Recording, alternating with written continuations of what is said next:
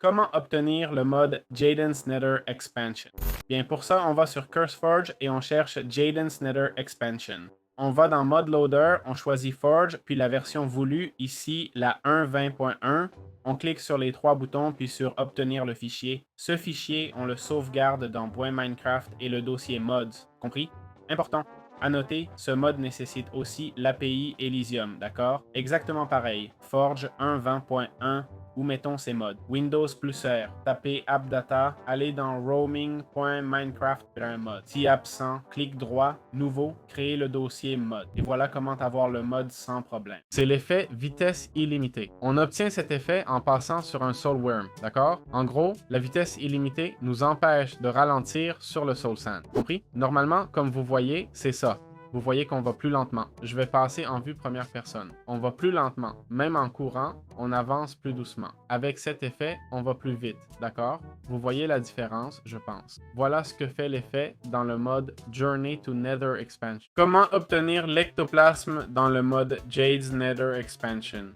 Bon, en gros, on aura besoin d'un seau, ok? Et clique droit sur l'ectoplasme. Où trouve-t-on cet ectoplasme? L'ectoplasme se trouve dans le Nether, surtout dans les biomes Souls et Valley. Cet ectoplasme sert pas à grand-chose, sauf cet effet givré qui nous ralentit peut-être. Je suis pas sûr, mais voilà, c'est ça. Gardez ça à l'esprit. C'est aussi un liquide dans lequel on peut se déplacer un peu. Mélanger ectoplasme et lave. J'ai pas testé, mais bon, ça se mélange. Donc voilà, rien ne se passe. Comment obtenir le minerai fossile? Ce fossile apparaît dans les biomes Souls et Valley du mode Jaden's Nether Expansion. Notez que ce fossile spawn presque toujours caché, d'accord? On peut l'obtenir en minant un fossile qui donne un petit os, ok? Le minerai fossile nous donne du combustible fossile.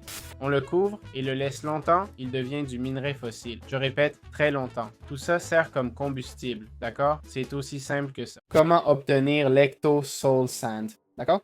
D'abord, l'Ecto Soul Sand semble s'éteindre, ok?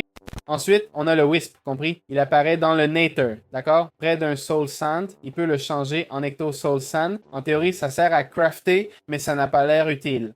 Donc, du moins dans Jake. Voilà, c'est comme ça que ça marche. Comment obtenir la fiole de feu follet? En gros, on prend une fiole en verre, on capture un feu follet avec un clic droit, et hop, on a notre fiole de feu follet, compris? Cette fiole sert à créer des trucs comme le feu follet de Soul, super utile plus tard dans le jeu. Les feux follets se trouvent surtout dans les biomes âmes et vallées du Nether. Voilà, c'est tout. Bonne chance. Comment les apparitions apparaissent dans le mode Nether Expansion de Jaden? Alors, en gros, il y a 4 émotions, dont une plus agressive, etc. Ok? Basiquement, ils peuvent être générés aléatoirement à partir d'un Wisp. Ok? 2 Wisps peuvent se combiner, d'accord? Pour en créer un, parfois ils apparaissent directement dans les structures du mode. Voilà comment on peut les obtenir. Où trouver un vaisseau? Pour en trouver un, il faut combiner une apparition, ce mob ici, ok? Avec un squelette, d'accord? Une fois qu'on tue ce mob, on obtient la chair tortillante, ok? Allons-y. Là, vous voyez, l'apparition sort, d'accord? Comme je l'ai dit, on mélange et on a la chair tortillante, ok? La chair sera très utile plus tard, pour plein de crafts comme les garbarites, ok? Et d'autres crafts qu'on verra. Voilà, c'est aussi simple que ça. Comment peut-on trouver Ectoslap? Ce mob ici a beaucoup de vie et surtout une armure, d'accord? En le tuant, il nous donnera les Phasmoshards. Pour l'obtenir, il faut combiner un cube de magma avec une apparition, ok? Un cube de magma avec une apparition, ce mob ici, d'accord? Quand vous le tuez, il donne l'éclat d'apparition pour faire des flèches Phasmo. Ces flèches Phasmo, on peut les traverser, compris? On a aussi le ver d'âme, je ne sais pas si on peut le traverser ou si c'est décoratif. On peut aussi le traverser. Ça ne nous donne aucun effet. Ah, on peut marcher dessus. Oh, regardez, c'est curieux. On peut marcher dessus, d'accord? On peut marcher dessus, mais aussi le traverser. S'il y a une double barre, c'est là. Je crois que ça ne donne aucun effet. Voilà, c'est tout. Ce sont les crafts qu'il offre. Comment obtenir du Frog Mist? D'accord? On a l'ocre, le verre et le nacré Frog Mist. On peut le casser avec une houe en éthérite. Bon, en gros, on prend une grenouille, ok? On lui donne ces trucs, d'accord? Elle les mange. Voilà, et ça nous donne le Frog Mist Oak. On peut le placer, vous voyez, comme une sorte de brume. Ok? Franchement, je ne sais pas trop à quoi ça sert, à part la brume. On peut repasser dedans sans souci, et je crois qu'on ne peut pas le casser sans ocre en main. Ok? Voilà comment on obtient cet élément. Important. Ah, regardez, on peut le casser à la houe. Regardez, regardez, avec la houe, la houe. Voilà. Comment cultiver du Cerebrac? Pour ça, on a besoin d'un crâne. Ok? une tête de squelette qu'on trouve dans les structures du mode Expansionator de Jaden. On fait un clic droit et ça commence à pousser. OK? La phase suivante est simplement celle-ci. D'accord? Si je commence à le bombarder, théoriquement, ça devrait pousser. Le voilà. Et ça peut finir par grandir comme cet arbre ici qui nous donne ce bois. Ce bois nous donne les planches Bordeaux qui ont toutes les utilités d'un bois normal et aussi ce bois rouge, super cool. OK? Alors, d'où viennent les graines? Elles viennent du cérébrage qu'on trouve dans les structures du... Où peut-on trouver la boussole du sanctum? En gros, on la trouve dans la structure de la chapelle. Logiquement, on va dans le nether. On va localiser la structure. OK? Structure, chapelle, la voilà. Voyons s'il y en a une proche. Regarde, je l'ai placée, c'est cette structure ici. OK? En dessous, je sais pas s'il y a autre chose, on dirait pas. Voilà, c'est ce coffre ici, on l'ouvre et hop, le Sanctum Locator, ok? Aucun souci, c'est aussi simple que ça. Comment trouve-t-on des Stampedes? Ces mobs apparaissent quand un Apparicien et un Strider se rencontrent, ok? L'apparition, c'est ça, et le Strider, c'est le mob normal de Minecraft. Ensemble, ils forment le Stampede. Important, quand ce mob tue des squelettes, il y a une petite chance qu'il lâche de la strilite. Vous voyez, il fonce sur les squelettes, c'est une machine. Là, les drops sont désactivés, mais normalement, ça peut donner de la strilite. Comment apprivoiser un Stampede? D'accord? On prend l'os rouillé, le Hawkman cuit, le champignon déformé, le Cerebridge et des os. On s'approche du Stampede, on le nourrit jusqu'à avoir des cœurs et pouvoir le monter. OK? Important, pour le déplacer, on aura besoin du crâne sur un bâton, compris? Il nous faut aussi une selle pour l'apprivoiser. Allez, on va lui donner à manger. J'en ferai 5. Gardez ça en tête car le craft est un peu compliqué. Voici le craft à nouveau, au cas où, mais bon. Et voilà, je l'ai apprivoisé. Maintenant, on lui met une selle. La selle est équipée. Clic droit. Vous voyez, on peut le monter. On met un crâne sur un bâton. OK? Et là, on peut le faire courir. Attention, si cette flamme s'allume complètement, le problème c'est qu'il va commencer à nous attaquer. On peut aussi écraser des mobs avec le Stampede, les tuer en les piétinant. C'est une créature assez puissante et cool à avoir. Comment trouver du glaçon noir? On les trouve dans les glaciers, ok? Je ne sais pas si je peux placer le biome ici. Je vais essayer. Place recteur, mais ça ne marchera pas. Lisière, plaine, chapelle, bloc du diable, rien du tout. Je ne pense pas que ce soit possible. Je vais tenter, mais je n'ai pas beaucoup de succès, comme vous voyez. Donc voilà, ça apparaît comme ça, ok? C'est comme la stratite, mais de haut en bas au lieu de bas en haut. En fait, ça peut apparaître dans les deux sens, pardon. Il apparaît des deux façons, d'accord? Donc voilà, vous le cassez et c'est tout. Et c'est comme ça qu'on obtient le glaçon noir. Comment réveiller un carca? On peut l'allumer avec un briquet, c'est tout. C'est un allié, il n'attaque pas nous, mais les mobs proches. Je crois qu'il suit celui-là, pas sûr, on va voir. Allez-y mon petit ami. Attention, il l'a attaqué. Combien de vies a-t-il pris? Beaucoup, mais je pense qu'ils vont le tuer. Important, quand il le tue, ok, vous allez voir maintenant, il s'éteint simplement, je crois. Il fait l'animation d'adieu. Là, en théorie, il devrait s'éteindre. Après l'animation, il va se rallumer tout seul. Ils enlèvent 5 de vie, pardon, 5 points de vie. Faites attention à ces bestioles, hein? Ils sont vos alliés, tant que vous avez le briquet. Comment allumer un coffre Brasero? Prends ce coffre, qu'on peut ouvrir. Il faut une flamme traîtresse. Clic droit et voilà, on a le coffre. Comment obtenir cet élément? On l'obtient en complétant une bougie traîtresse. On la trouve dans la structure principale du mode, le sanctum. Allons voir, pourquoi pas. On a de la place ici. Plaçons-la. Où est-elle passée? La voilà. La voilà. Ce qui vient d'apparaître par accident. Oh là là, pas si petite, la structure, hein? Elle est plutôt imposante. Oh là là, ça m'a même fait sursauter. Tout est dans l'ombre. Bon, ben voilà. Ah, regardez, on l'a trouvé, d'accord? Cette bougie, quand on l'allume au briquet, lance un raid, ok? Voilà Pumba, tout en rouge, ok? Tu vas recevoir l'enchantement de trahison qui t'empêche de placer des blocs, mais là je peux, bizarre. Bref, je pense que l'enchantement trahison me fait tout voir en rouge. Bon, comme vous voyez, on doit attaquer ces monstres. Je crois que le rouge vient de la vision nocturne, non? Voyons voir. Ah ben non. Sans vision nocturne, c'est encore plus rouge. Oh là là, désolé pour ces couleurs bizarres. Voilà, c'est la structure. Le bloc en dessous est important, ok? Je ne sais pas si le raid a commencé maintenant. Il y a un bloc sous la bougie. La difficulté dépend du bloc en dessous. Avec un bloc d'os, ce sera plus facile, ok? On peut monter les étages, d'accord? cuivre, fer, or, et voilà, c'est tout, ok? Donc voilà, ça va définir la difficulté. Important, si la bougie s'éteint, car ces bestioles vont l'attaquer au début du raid, c'est pourquoi ils sont tous au centre. Si elle s'éteint, on peut utiliser le rayon de miel. On fait un clic droit avec le rayon, on la restaure et on peut la rallumer, ok? Et voilà, on a un autre raid. Vous voyez, ça dit vague 1, ils commencent tous à attaquer la bougie. Bref, c'est ça, c'est cette structure, d'accord? Peut-on trouver les Banshees et obtenir le pouvoir et le bâton de Banshee? On peut les trouver dans cette structure appelée Sanctum, ok? On peut littéralement les trouver ici. Je ne sais pas s'ils sont générés avec la structure ou si je dois activer leur apparition. Il semble que je doive activer leur apparition, mais ils se génèrent ici dans cette structure. Cette structure est énorme, pas dans l'espace, juste dans un monde plat pour que vous puissiez la voir. Si vous la trouvez, je vous assure que vous la verrez. Regardez comme c'est grand, d'accord? Regardez comme c'est immense, mon sang. Voilà, c'est aussi simple que ça. Ce mob va vous attaquer avec des boules, ok? Voyons s'il m'attaque. Quand vous le frappez, il se téléporte. Enfin, pas toujours. De temps en temps, apparemment. On peut le tuer à main nue. Sérieux. Je pensais qu'ils étaient plus agressifs. Et boum.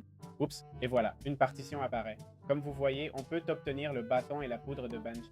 Sachez que la Banshee va vous tirer dessus. Je ne sais pas pourquoi il ne me tire pas dessus. Ah, celui-ci tire. On ne peut pas renvoyer la boule. Et ça m'a fait très mal. En créatif, mais quand même. Voilà. C'est ce que fait ce mob. Comment fonctionne le broyeur Skull? Cet élément, en gros, on clique droit avec la flamme traîtresse, ça consomme l'objet et nous donne de l'expérience. Et combien? Eh bien, vous l'avez vu, 3 niveaux. Et l'utilité de ça, est-ce vraiment utile? Ça vaut le coup? Non. D'accord? Non. Je comprends pas trop.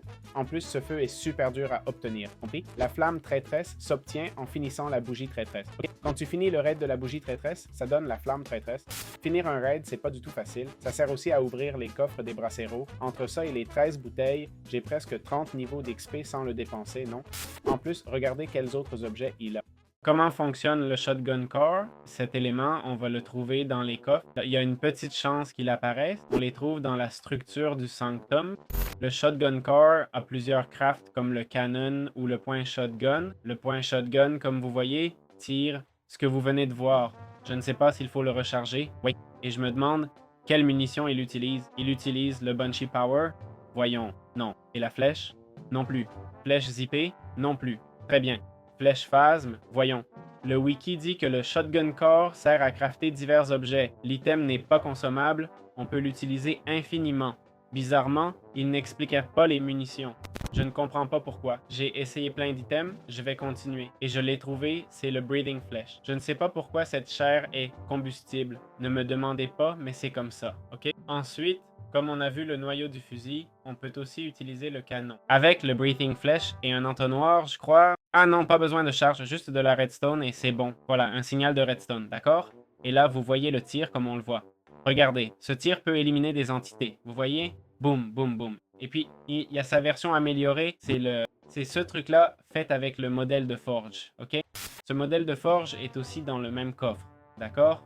Et voilà, c'est le Pump Charge Shotgun. Il fait à peu près pareil, mais recharge plus vite et fait plus de dégâts. Voilà. Que fait l'enchantement de recul dans le mode Nether Extension de Javan? En gros, ça augmente la poussée du fusil à pompe. Au lieu de la réduire, ça l'augmente. À quoi ça nous sert? Ben, en reculant, faut être habile, mais on gagne de la distance. On utilise ça pour recharger et même faire des tricks. Voilà, c'est à ça que ça sert. Que fait l'enchantement d'Artemis? Il va jusqu'au niveau 2 et améliore la portée des projectiles pour plusieurs armes à distance. Voilà, c'est surtout utile pour les fusils de chasse dans le mode et tout ça.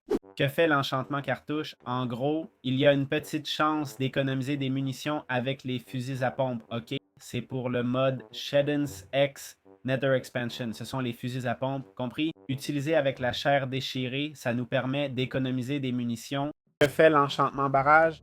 En gros, ça augmente les plombs. Okay. C'est l'expansion des balles de fusil, mais avec un temps de recharge plus long. D'accord? Je ne sais pas si c'est exagéré, j'aimerais vérifier vu que c'est niveau 4. Donc, bon, prenons un établi. Mettons le fusil ici, boum, et voilà, c'est normal. Oh, la couleur a changé.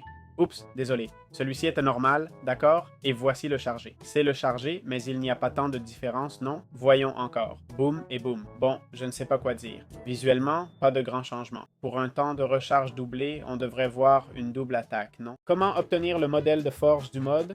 Bon, en gros, on va prendre un fusil à pompe, par exemple, ok? On prend le modèle de forge, une flamme de torture, d'accord? On met tout ça ensemble et voilà, on a l'outil, compris?